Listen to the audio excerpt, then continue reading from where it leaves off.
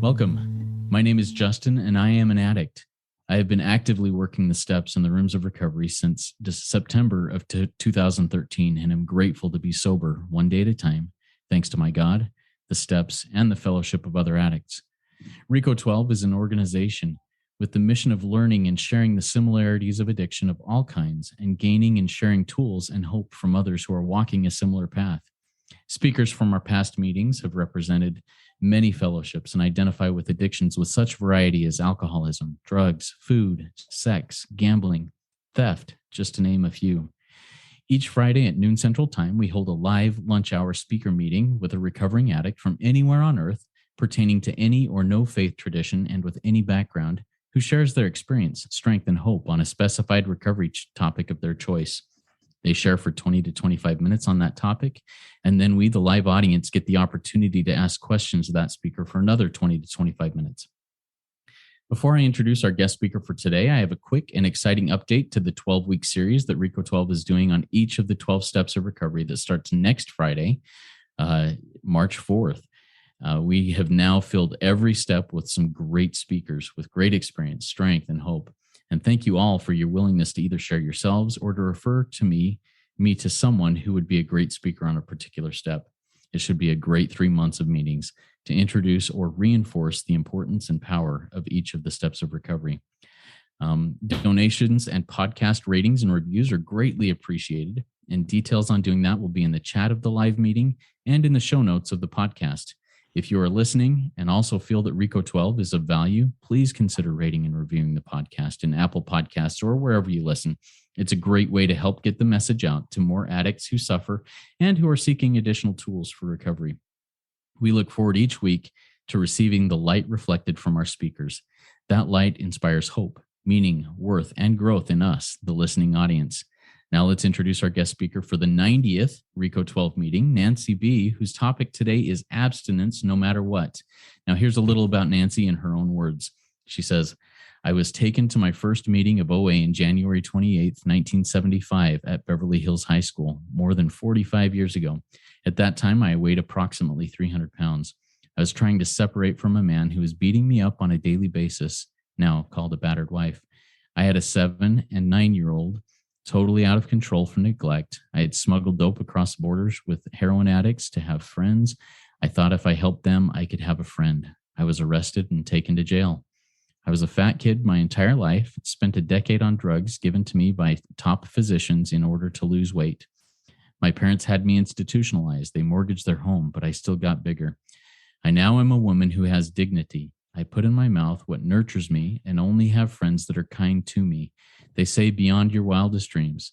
I had no dreams. This disease took them all away. So how do I live now? Free of shame and resentment and anger. It is called happy, joyous, and free. Now, and Nanci is also active in AA, a member of Al-Anon, ACA, CODA, and Emotional Health Anonymous, and in World Service Delegate and Regional Delegate, and served on local intergroup board and active in AA hospitals and institutions, and worked as an addiction counselor. Nanci, that's quite the awesome intro. The floor is yours. Take it away. Thank you, sweetie. My name is Nanci Beecham, and I am a compulsive overeater. I'm a 100-pounder and an alcoholic. And I have been an abstaining member, not visiting, but an abstaining sober member of Alcoholics Anonymous since June 28th. Actually, it's 1976, which means this is my 45th sober and abstinent year. And I would like to start, as I do every meeting that I share at, taking a moment to remember the 4 sponsors that I have had, all who have passed away, the last one quite recently, who gave of their heart beyond capacity to be there for me so much. And the founder of Overeaters Anonymous, Roseanne, I had the honor of her being one of those sponsors, and she gave me a prayer for which I start every day, and I'd like to start this meeting with it. Happy moments, praise God.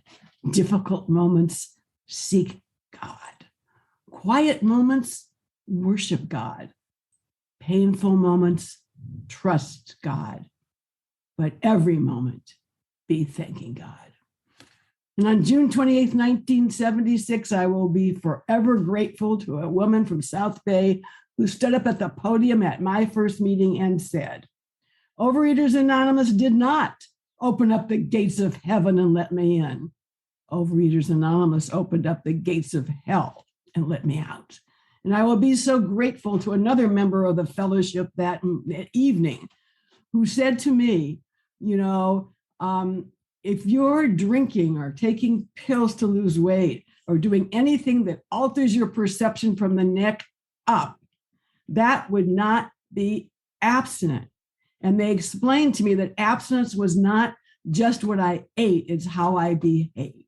And anything that changed my behavior. And I'm so grateful that very night they took me to my first meeting of Alcoholics Anonymous. Because in those days, I drank things that were sweet, that were very sugary. So if I was saying I wasn't eating sugar, here I was eating sugar. I was just drinking it. And, one was solid and one was not. And so for me, I was so lucky to be able, because I believe that addictions switch addictions. And I was to have a long career of having to work on relationships and my behaviors without the substances being an issue for me. So in those days, Overeaters Anonymous was still pretty fledgling. It was only about, it was not all that old. And the people in Alcoholics Anonymous and Narcotics Anonymous and Gamblers Anonymous were guiding them. And they suggested to them that people don't speak till they have at least 10 years, and that you sit down, shut up, and listen. And you get the cotton out of your ears and you put it in your mouth, and that because you don't have anything much to share. So come here to listen and come here to learn. And they said, when you're talking, you're not learning. It's when you're listening that you are. And so in those days, all the speakers for OA were from AA. And they turned a lot to the Big Book of Alcoholics Anonymous. And immediately they turned to something on page 52. And what it is the bedevilments. And I'd like to share them with you right now. It talked about, were you having trouble with personal relationships? Could you not control your emotional natures? Were you prey to misery and depression? Could you really not make a living? Did you have a feeling of uselessness? And were you full of fear? Were you unhappy? Could you really not seem to be of any help to any person? And then it says, but there is a basic solution. And it went on page 75 to say, we will help you build an arch through which we shall walk a free man. And later on, I was to learn one of the greatest lessons. And it was on page 312 of the Big Book in a story called The Keys to the Kingdom. Because somewhere in that story, it says, there is no more aloneness, that awful ache so deep in the heart of every alcoholic that nothing ever before could reach.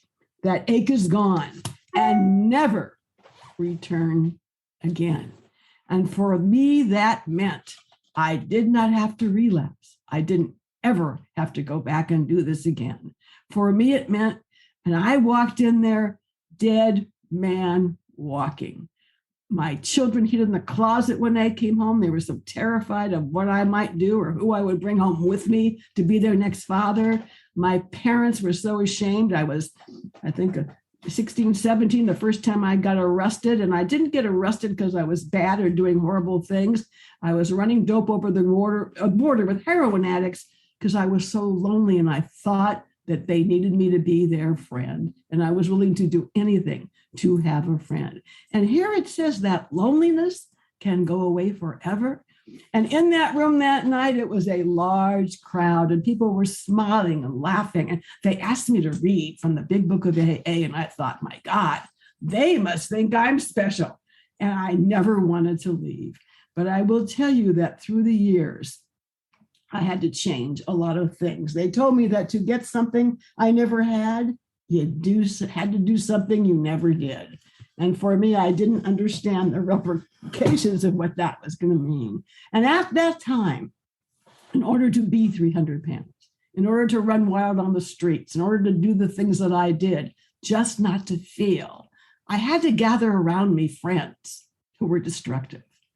I had to have relationships with people that put me down. I had to have a lot of chaos. And I believe for me, addiction was living in chaos. I certainly did not have hours of time when I heard the birds singing and I saw the squirrels playing in the street. Or during the day when I had a moment of pause just to look outside. Yesterday it was a freezing day in Los Angeles, and many people called and said, what should we do? And because they go out walking in the morning, or they had to take a kid to school. And I said, funny, when I got out, I just saw the sun shining, because I had the choice of feeling the cold or seeing the sun. And so what the 12 steps of this program has done is turned my perspective around about everything that's going. But what has had to happen is I had to give up a lot of things. There are 4 paradoxes in this program, in every one of these programs, and they are amazing. And I'm so lucky. I came in here absolutely unable to breathe, absolutely not wanting to live one more day. If one more person looked at me or pointed to me or laughed at me. And, even sometimes today, if I'm walking on the street and somebody says something like, who's that strange person? I turn around to think it's me. And I have to get that moment of clarity to be here right now, to be in the moment right now. And I've been taught to do that by the 11th step of this program. And this program worked very slowly for me. I did not absolutely lose 150 pounds and walk out on the street and think I was terrific. Because absolutely, if you're in a car accident and you lose a leg, they don't exactly take that leg off and stick a prosthesis in and you run down the street. It takes years to heal that wound and to get fitted and to learn and do physical therapy. And I had to do a lot of physical therapy with my mind. And the only solution for me was to begin to saturate myself with meetings, with phone calls, with people who were doing what I was doing. I don't know if it's because I was born during the wartime and my father was called away when I was just 6 or 8 months old. And he just about he contracted a horrible disease called malaria going off in the army to the war. He never really served. And we spent the next 8 years in army bases. And, at that time, can you imagine what that was like for my mom and her immigrant parents who had moved to live with us? And she went up and down with me, and I was raised by all the neighbors and all these strange relatives. And finally, when my dad did come home 7 years later, my mom got pregnant and a brother was born. And I thought, oh my God, at least I have my parents, and now they're going to love me and they're going to be there for me. And you know what happened? My brother was born blind, and my whole world dropped down because my parents were fighters, and he was the first blind kid to go to regular school. He was the first blind kid to go to camp. And there was so much that went in to letting that child live in that house and not be an institution. And he was a forerunner. However, for me, this little kid, I felt so in love and so unneeded and so not a part of. And I was very fat already by the time I was 8, 9, and 10. I was being laughed at. They call it bullied now. We did not know that word. And, I was so laughed at and so abused by other people, by relatives who would come up and pinch my fat and say, hey, aren't you a cute little thing? And I wanted to tap dance and I wanted to act, because after all, I lived in Southern California. But, the only roles I could get were the fat little kid, and I couldn't laugh. Every time I noticed that, every time they had a cartoon, I didn't think it was funny that Humpty Dumpty fell off and fell apart in pieces. And maybe that's because my life was in pieces. I didn't think anything was funny. I was always so serious. I was always tight. Always that kind of kid who ruined her teeth as a little kid, not only from eating all the junk I ate, because the way I behaved, always scared and always frightened. So I got a persona, and I began to live inside a circle. And I can show it to those of you who are here now. I lived inside a circle, and I was like a queen. And I made dreams about if only my life were different, and I hated that brother, and if only he would go away, and only they would put him in an institution. And I was angry at my mom, and because I became a little brownie, and she got a beautiful uniform, and they had to get a fat one for me, and I couldn't step up with the other kids. And then they had things like gym, and I would hit myself and hurt myself and cut myself, so I didn't have to go on that field one more time. And they had a dance, and the boys lined up on one side and the girls on the other. And when they saw me coming, the boys went to the back of the line. And inside of myself, I was so loving and so sweet and so kind. And that food helped me a lot. But something worse happened. My mother started taking me to these doctors, and they powered me full of pills. They just loaded me full of drugs, and they were speed and amphetamine. And one time I remember the cop stopped me, and I was very young, and I was erratically walking in the street. I climbed out my window in the middle of the night. It was dark, and I was a kid, and they said, "What are you doing?" And they took me, to Central Juvenile Hall for children. And I realized that I was so full of drugs. And these were the drugs that were supposed to help me, but they made me crazy. And then I went on to do all kinds of things. At one point, my parents mortgaged their house, and they put me in a hospital to lose weight. And my drug addict friends came and brought me candy. And, we're very clever. Addicts are very clever. And so I discovered a way to feed the patients and help them. But what happened when I walked into that room, that first night, that first meeting, something happened to me. It's called hope. I heard the words, "Hold on, pain ends." And the pain is ended as a member of Alcoholics Anonymous, Overeaters Anonymous. And I went to 1 million meetings. And at one point, I got to become a actual counselor in an eating disorder unit. And doing groups with those people, I realized I had a big problem with my mom. And so I went into intensive therapy for a while. And then they turned me back to a sponsor. And I was so lucky because I learned to run around with the old timers, and I asked so many questions, and I got 1 million friends. And I began to do something that I don't hear all the time. I began to have fun in these programs. We went to dances, and we had parties, and we laughed, and we teased each other, and we grew up together. And I went to work for a guy that told me I was too fat to have lunch breaks, and somebody in program got me out of that job, and I constantly kept rocking into fires, and that's what it did. I had an absolute beast inside of me, something that was going, and I had to get that attitude. This beast is not going to seize me.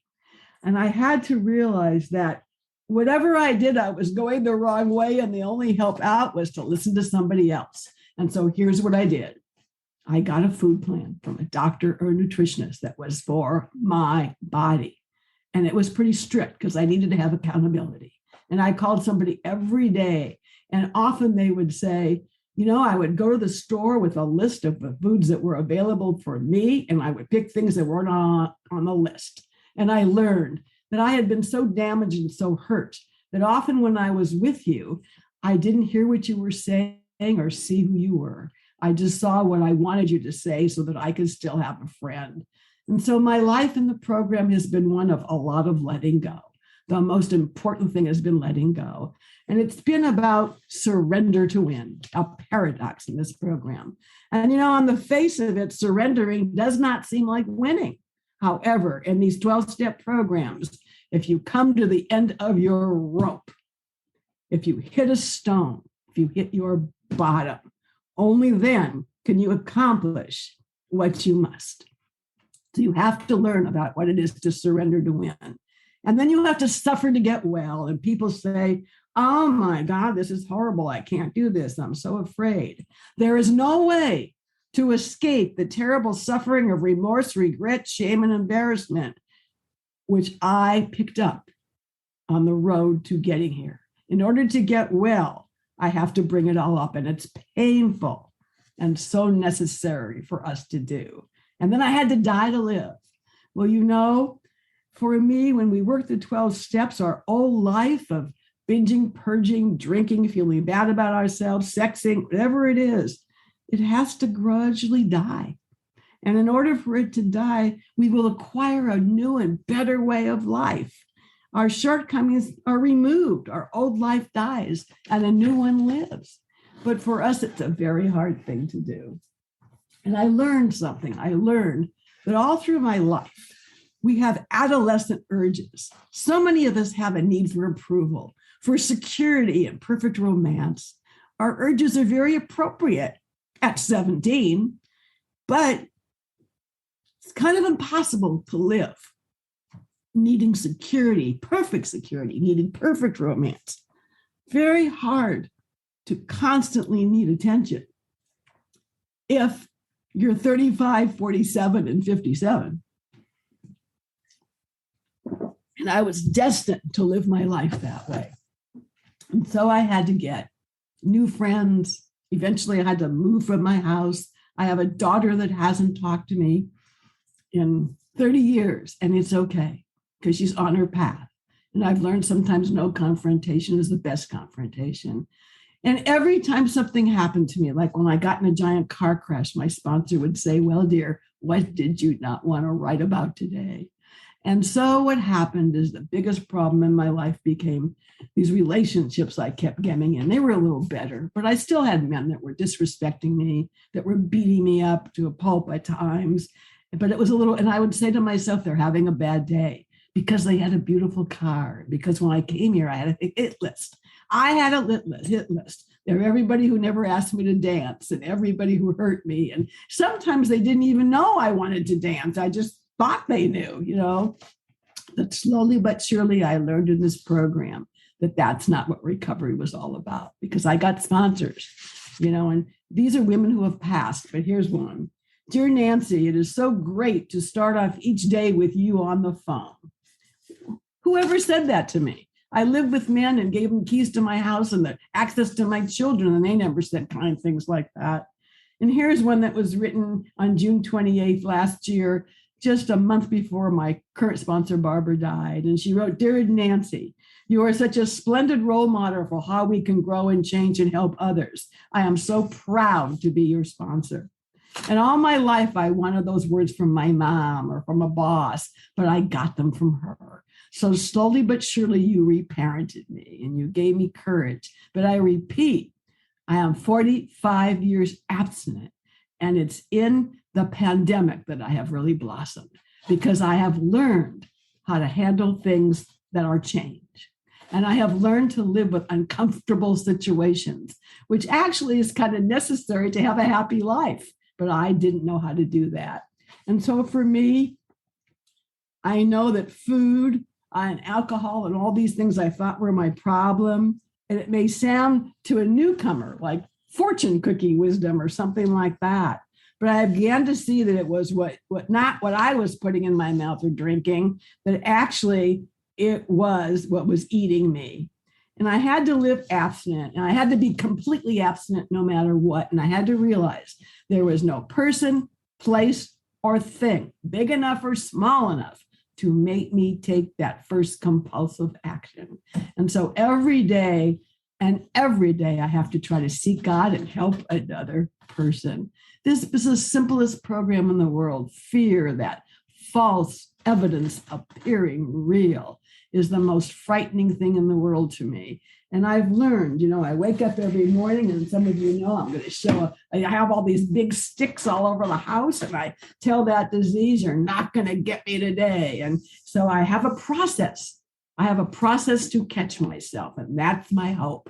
And all these things that I hear now about people who are recovered, my God, to me, what a misuse of the book and the interpretation.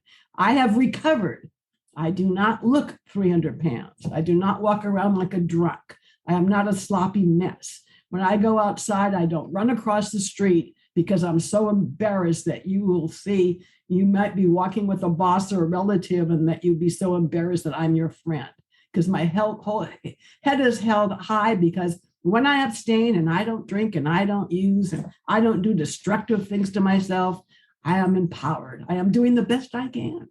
And when I know I'm doing the best I can, I have walked through that arch of free man, and I get to be that happy, joyous, and free. Now, from the very beginning, especially my first 5 years, I go to the park all the time. I can't say I'm sorry to my kids. Some of what I did, I'm sorry, doesn't cut it. But I read to kindergartners and I go to the library. I'm a grandma reader, to the kids there. And I moved into a community where there's a lot of older people. And I'm not young. I'm going to be 80 this year, but I have a neighbor next door who's 95. And during the pandemic, I had moved from my house. I just know now that God will put me where I need to be and I'm going to be safe. And what a way to live. What a way, because I'm prepared. My taxes are in the mail. They're done with the accountant, and my food is made for the week. And I know what I'm going to have.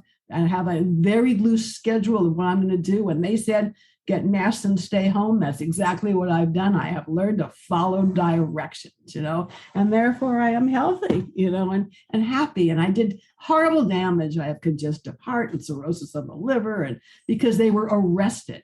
Just like this program, if I am recovered from the physical disease, but my mind, my head always will need to be recovering. Because if I'm recovering, why would I be here?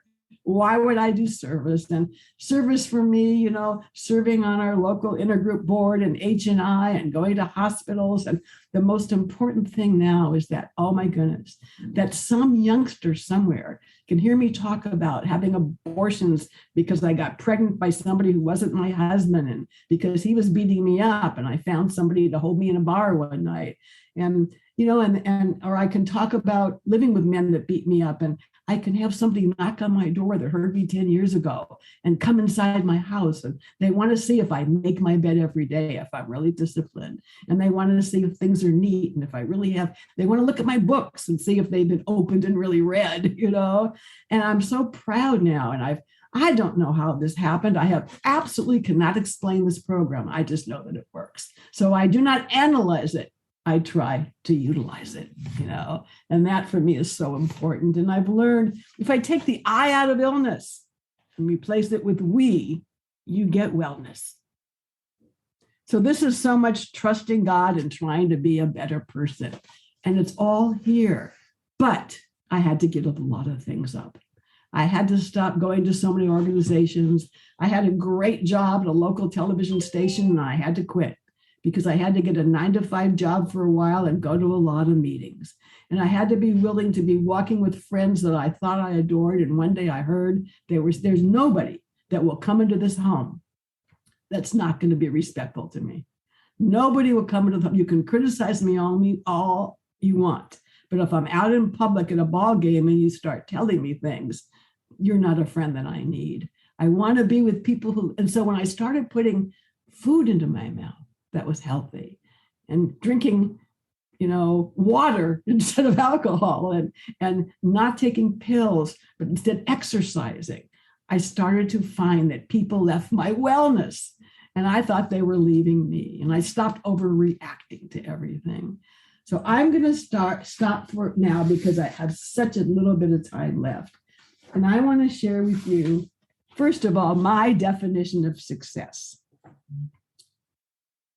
To laugh often and to love much, to win the respect of intelligent people and the affection of children, to earn the appreciation of honest critics and endure the behavior of false friends, to appreciate beauty and to find the best in others, to leave the world a bit better, whether by raising a healthy child, by growing a garden for neighbors to see, or helping redeem a social condition, to know even one life has breathed easier because you have lived. That is a success. I believe that each one of us today listening to this or listening to this later can be a success. All you have to do is pick up the phone, call one neighbor and say, can I get you something at the store that you know is having a hard time? Call one person and say to them, how are you? And not talk about yourself. And then, my friends, you are making a difference in a human person's life, and you are beginning on the road to happy destiny and recovery. And just remember, for me, what I was taught, that working the steps and writing and inventories and doing 10 steps and calling a sponsor, doing service, that doesn't mean that you're in detention camp. It means you're getting a spiritual shower, because what's being thrust upon you is the keys to the kingdom for real, where you can walk out there that free man. So I hope for every one of you that you will be able to go outside and hear the birds singing today. And maybe you'll see some squirrels playing. And for that moment, you'll have some peace and some quiet, and the world will stop because you'll put a smile on your face and realize that you're getting better in recovery. And it comes in parts. So I want to say that it takes a while. And when I got that hope, when I got that moment of clarity and that moment of feeling the breeze from the ocean on my face, I realized next time I can get 5 more moments of it. And eventually most of my day is like that. So thank you for letting me share. And I hope that all of you will not leave before the miracle happens. Beautiful. Thank you so much, Nanci. I really appreciate your share, your experience, strength, and hope. We're going to get to the Q&A portion. I've already received several questions and I've written down a few myself, but to our live audience, if you have questions for Nanci, please type them in the Q&A link at the bottom of your Zoom window. Looks like 2 speech bubbles over the top of each other, and we'll get to as many as we can over the next 25 minutes or so. So first question that came in is from Incurable Phil. And Incurable Phil asks, what is your higher power like?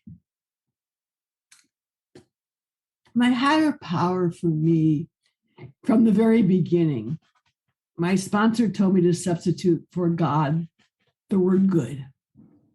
The higher power for me is something in my life that wants me to do good.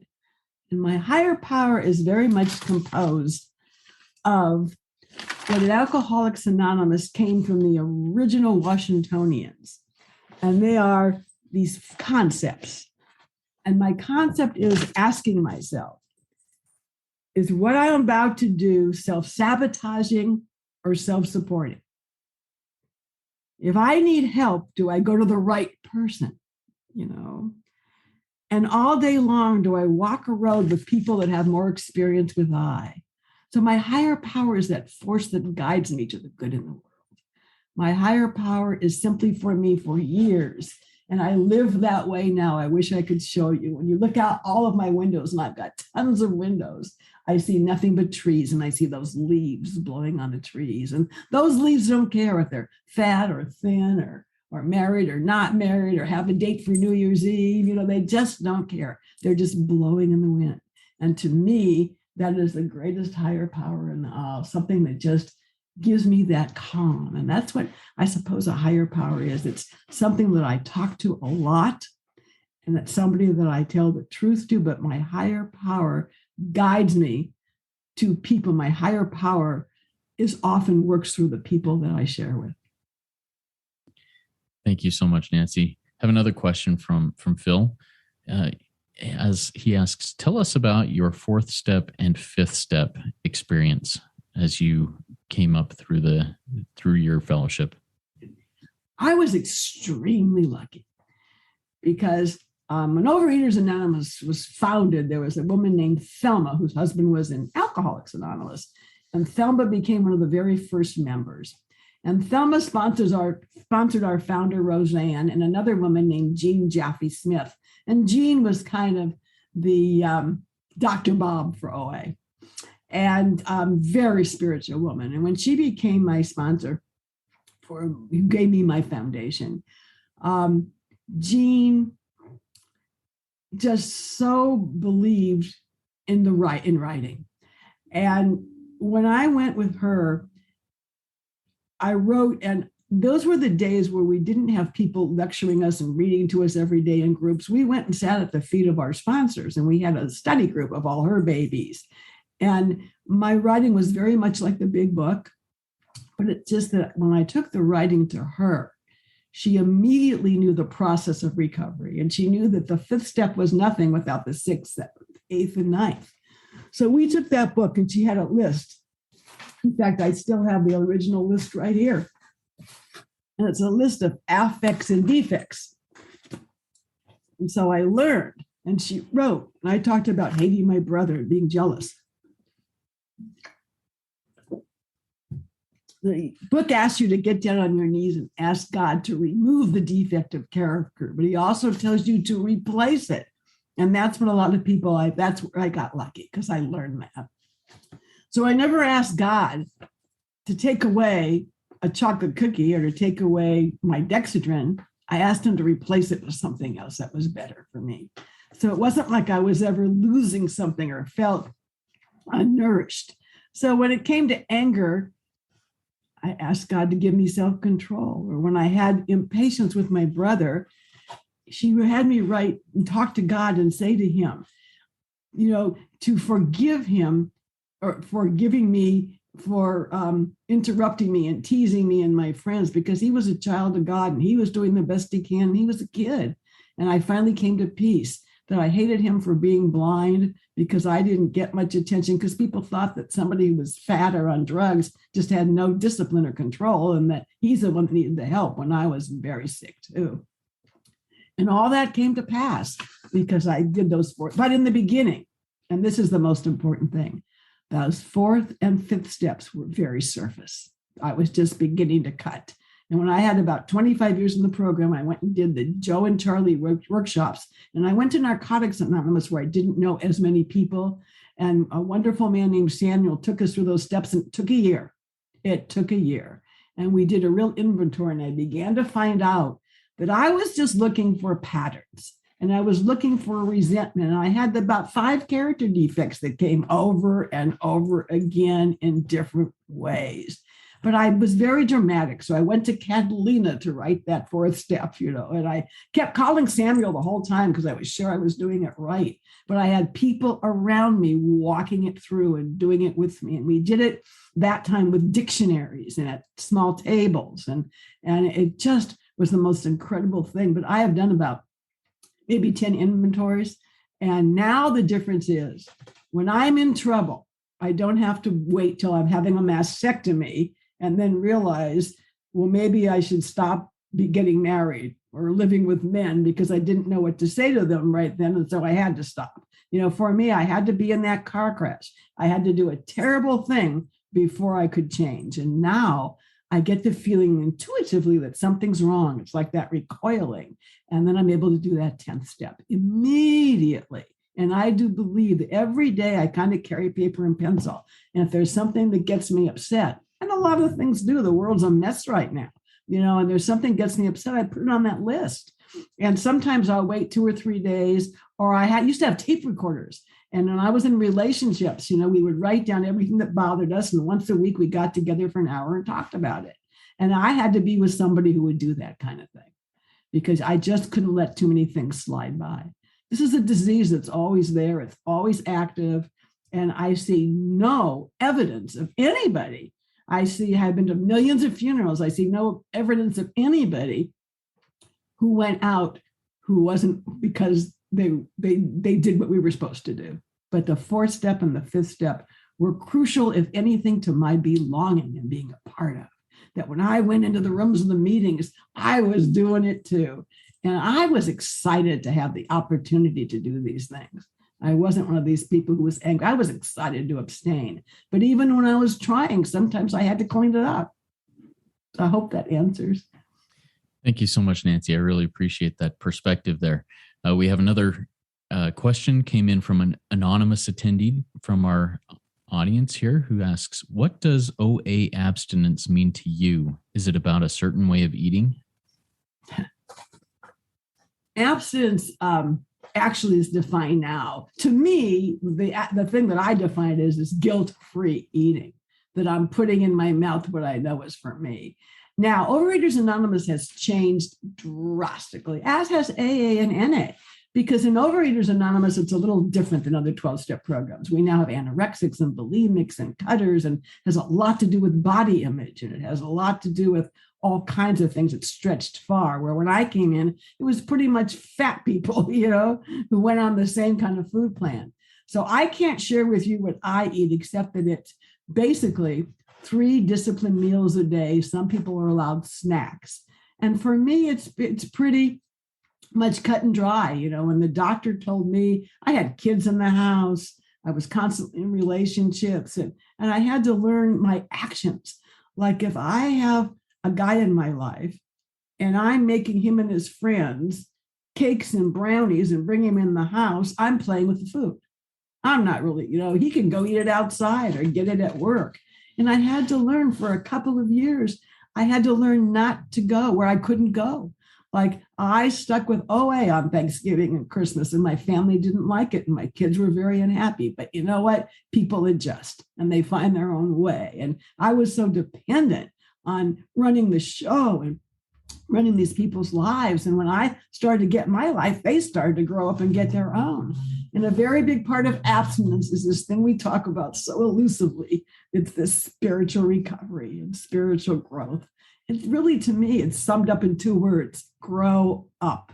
And when I started to grow up and take responsibility, I realized that I would say to myself this: is what I'm about to eat going to nurture my body? And I had to look up the word nurture. And I looked up the word food in the dictionary. And I wrote reams of paper about what it meant to me, and comfort and joy and fear and knocking me out. And then I looked it up what it meant to Daniel Webster, and it did something to make my body strong and help me.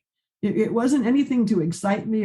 So what I had to do is start decorating my own garden and bringing myself flowers. And I had to learn how to do other things, take hot baths. If I took showers, I took hot baths and bubble bath and taking care of myself. When I was 50 years old, I got fake nails, which are gone now because of the pandemic, but I started to try, and I got people in OA. I went and got my colors done to find out look better. But as you can see, as I grew up in the program, when my hair went gray, I left it gray because it was me, and I got to just be me, and I learned to love it and to do things that flattered that. But I do want to emphasize that it's about feeling good. It's allowing myself to put myself in situations where I feel good. And that way the abstinence becomes simple. But in the beginning, it was 3 meals a day, not much in between. I had a specific foods that I could eat. And there's some things I know if I used to eat tortillas and cheese at night, obviously no cheese should come into my house. And, I started to feed my kids this stuff. And one day somebody said to me, well, dear, why are you giving them what killed you? Or eating frozen yogurt when I'm not supposed to eat sweets. It's a facsimile of what used to kill me. Fake ketchup, I was just kind of carrying on. And so for me, the simpler it is, the easier it is. And I kind of eat the same thing every day. And I'll tell you, I have a secret. It's a cooler, and I keep it with me. And wherever I go, I keep my little packs of tuna or applesauce or whatever I'm allowed on my food plan. And wherever I go, it's in that car or with me. And so there's never any excuses. And that's how come I can abstain no matter what. I had to realize the strength and the power that all these substances have over me. And it's amazing to heal and to get better, because all I was doing was rotting my teeth, ruining my arteries, and killing my heart. And so this is about taking care of yourself, and to thine own self be true is such a big part of abstinence for me. If there's 6 things I'm supposed to do, I call my sponsor and she says, well, dear, what 3 can we leave out? And it's being willing to let somebody else tell me what to do. Excellent. Thank you so much for sharing that. Lily from our live audience asks, could you please put the prayer as taught to you by your sponsor? Your share has given me a new perspective. So that prayer that was taught to you by your sponsor, is that something that maybe you can say again, or that we can have for the show notes? Oh, absolutely. I will send it to you. Perfect. I'll put it up in the show notes of the podcast. Excellent. Thank you. Another question. This comes in from Shalina from our live audience. In your intro, it was mentioned that you were in CODA and ACA. How did those programs help you? Well, when I was new, all these programs were just starting. And so I had the honor of getting to know Bobby Earl very well. We all roller skated on Venice Beach, and we all went out. We had a tremendous amount of fellowship in the program. I'm in Los Angeles. And it was common to be at an AA meeting where a whole cast of a movie set would walk in, and everybody who's anybody is in a 12-step program. And in the 80s, it was like the new EST, which was another recovery thing. It was a place to be. And so there's a book called Sugar Blues, and everybody in OA was reading it. And it had a lot to do with alcohol and sugar. and what it does to your body. How in the old days they used sugar in that solid form to anesthetize people when they had to have teeth pulled. And we started to realize what it did. And there was a lot of feelings about holding. As you notice, I did not come into this program. For those of you who can see me, I'm in a room, and in this room are teddy bears and rainbows and stuffed animals. I didn't come into this, and I wear around my neck the Serenity Prayer. I'm a touchy-feely person. I wore butterflies for years, and I would touch them and say, this butterfly reminded me every day that I couldn't be free to fly. And I went down to the ocean with somebody, and they said to me, throw a rock. And when that rock can stop the ocean, you don't have to come here anymore. You don't have to listen to us every day. You can eat what you want and do what you want. But every day, every time I go to the ocean and throw that rock, you know what? The waves don't stop. So I still have to do this. But actually, I think that, what was the question again? I get so excited because I'm so in love with this program. Yeah, it was how ACA and CODA helped you. And so it was really for me, I was able eventually to learn all these things in Alcoholics Anonymous, you know, and that really is where I go to do all my step studies and to do a lot of work and to be in workshops, and by reading A New Pair of Glasses by Chuck C. There's so much outside literature and so many things. Fat is a Family Affair by Dr. Judy Hollis, which was the textbook for all the eating disorder counselors and doctors that must be read. That is probably to realize that this is a family affair. And when Judy wrote that book, that's kind of when Bobby knew he had to do it, the ACA and CODA, because, you know, in the long run, I could come here and get a food plan and get better, but if I go home to my family and something strange happened to me, when I started to get better, my family got sicker. And when I got better, my ex-husband started to get guns and want to shoot all of us, you know, because he didn't want to do this.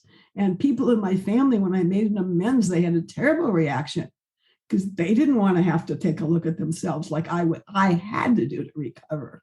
And so in that program, we learned that we were doing this for ourselves, and it didn't matter how anybody reacted. And we went back, and some people did primal therapy and they got real deep. But for me, I'm an overeater as well as an addict. And when you eat, you really anesthetize yourself little by little. And I will never remember all that stuff that happened to me. I was drugged the whole time. So I got to a point where I remembered enough, and I got well enough to say, you know, I've been here a certain amount of years and I want to enjoy this. I'm at the point now of my life where everything isn't a struggle and everything isn't self-examination. Everything isn't ripping it apart. I just know if I have bad behavior, I have to correct it. And one of my character defects is looming. So I take a paper and I write, "Dear God, help me discover the truth." And I've realized if one of you asks a question that I don't want to answer and I get mad at you, I don't even know you. You can't have the power to make me mad. It's reminding me of when I was in school, somebody asked me something that I didn't know. And if I wasn't perfect, I was nothing because I was feeling so bad about myself all the time. And a lot of that is about perfection, you know, a lot of that. And nobody in this world and nobody in Alcoholics Anonymous does anything perfect. In fact, it's necessary for me to fall down all the time. Because if I didn't fall down, why would I work the steps? It's when I find something wrong that I'm doing in my behavior. And the reason that I abstain, or I don't drink, or I don't have men in the house or live with somebody who's not kind to me, is I'm promised freedoms here. I am promised freedoms. There are 12 freedoms, and I don't want to close without mentioning those. The freedom from my obsessions, the freedom from insanity and hopelessness, a freedom from bondage of self and from dishonesty, and a freedom from isolation and from running the show and self-reliance and blame and fear of people and complacency and loneliness and lack of purpose. So if you can give me these freedoms, I want to be where I can get them. And so for me, all of these questions, and, you know, I'm going to leave my my email so that anybody can write me, and I would be so happy to at least guide you to some of these things. And one thing about having all this time, you know, I hear people speaking in these meetings that have a year or 5 years, and they're doing these workshops. The only thing with an old timer, and I surround myself with them, is that they've had a lot of experience. I have had time to have a child almost die. I was very new, like maybe 3 years in the program when my father died. And I called back every old boyfriend to comfort me instead of doing what I was supposed to be doing. And people from Overeaters Anonymous poured into that place. And you know, they were eating food off my mom's plate, and I got to see this disease in action. And so many people I got close to, I had to walk away from in Overeaters Anonymous. People come to AA and NA and GA, but I found that in programs like GA and NA, the greatest recovery, because these people, just like with Cocaine Anonymous, because in Cocaine Anonymous, you take one wrong hit or you have one wrong thing of heroin, you're dead. And I found people to be much more surrendered than in OA because they're so stuck on the food and they're so worried about, well, can I just have some carrots this time when carrots aren't on the list because they're full of sugar? You know, we want to make deals with God. We always want to make deals here. And I had to stop negotiating to get well. I just had to do what I was told. So I know that I get sidetracked from the question. But ACA and CODA they're grist for the mill. There were more to learn and more to be and more comfort and other groups and other perspectives. But in the long run, I had to lay it all out. And when I laid it all out, I would go for the cheesecake and the slow gin fizz. So I started spending a lot of time in those two programs. What good is it? And Clancy, who was very famous in AA, and Chuck C, there's angels to me. They took me one day out of the Pacific group and they said to me, "You're having a ball here. We don't have so much fun in OA, but we do in AA, and you want to be here. But I don't want to give you a cake while you weigh 300 pounds. It just doesn't cut it for me." They were very tired of people in OA going to AA and taking cakes at 200-300 pounds and being miserable, you know?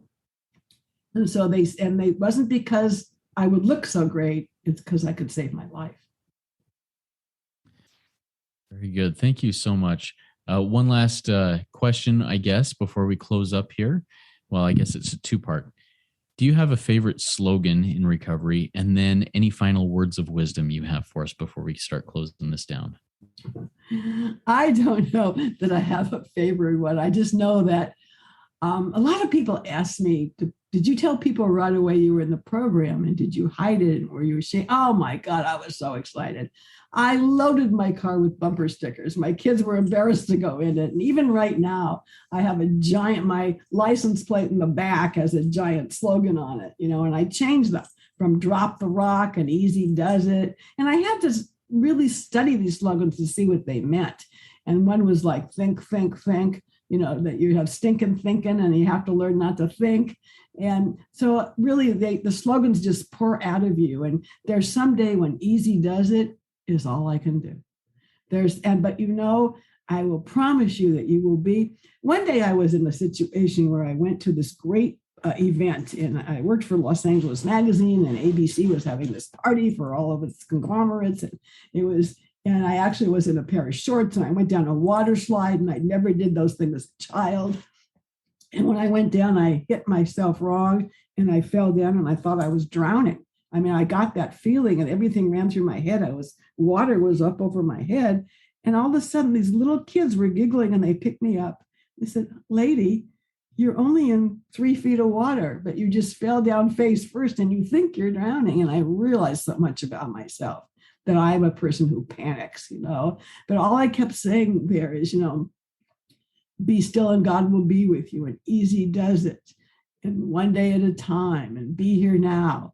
So I suppose if there's anything that's my favorite right now, it is that be here now, to live in the moment, to just not worry about, my God, I really always go back to this because right now it's February, and I would spend a lot of time worrying about who I was going to go out with New Year's Eve so that you think I had a date, you know, and I just don't do that anymore. Thank you so much, Nanci. There was a second part to that question. Yeah. Final words of wisdom.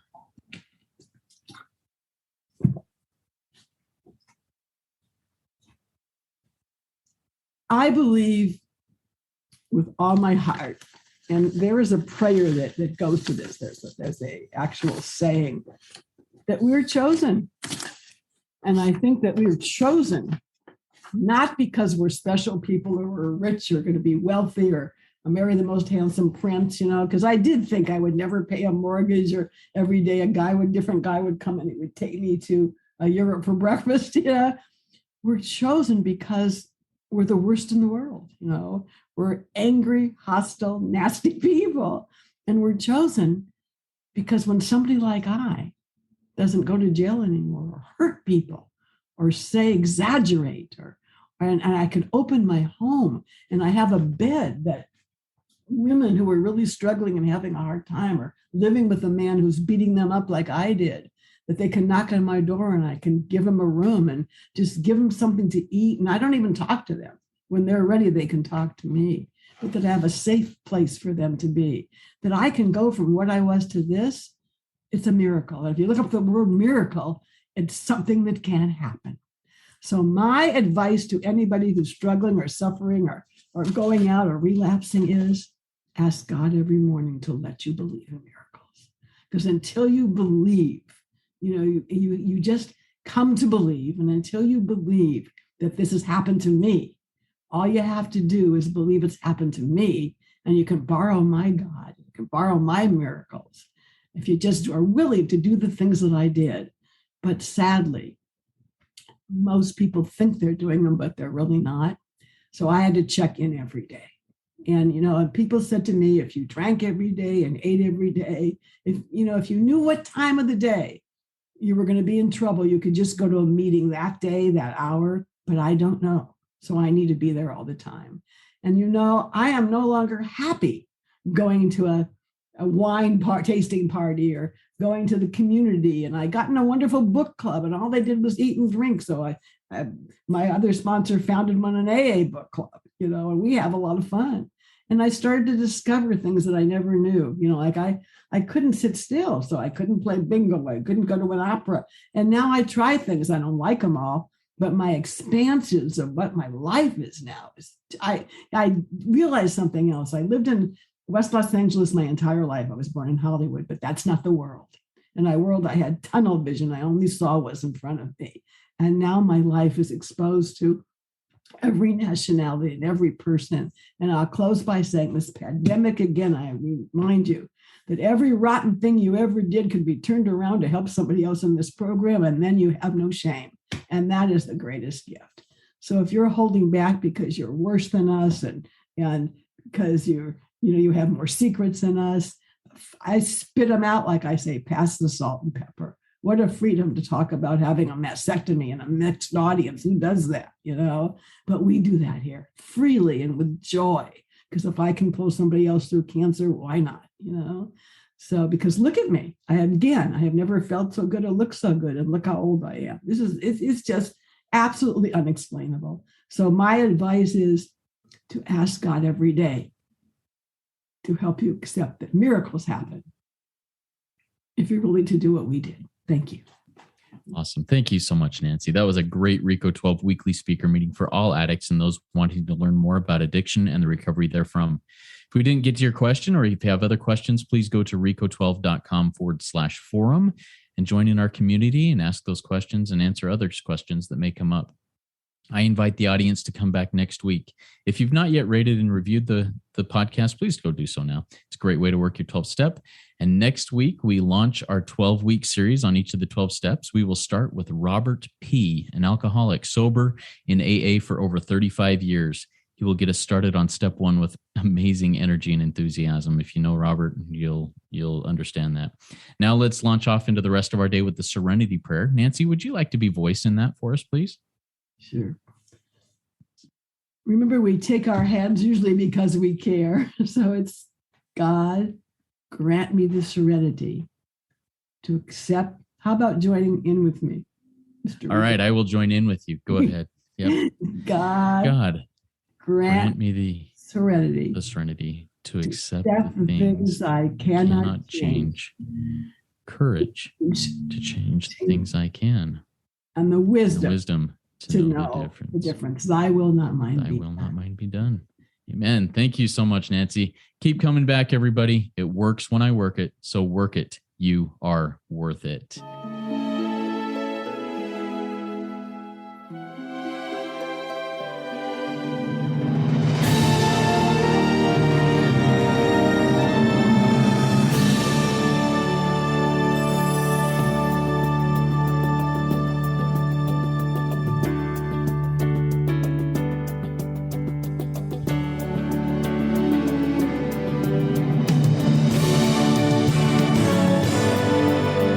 Standing still a moment, carving out this time, reflecting on the landscape of this life of mine.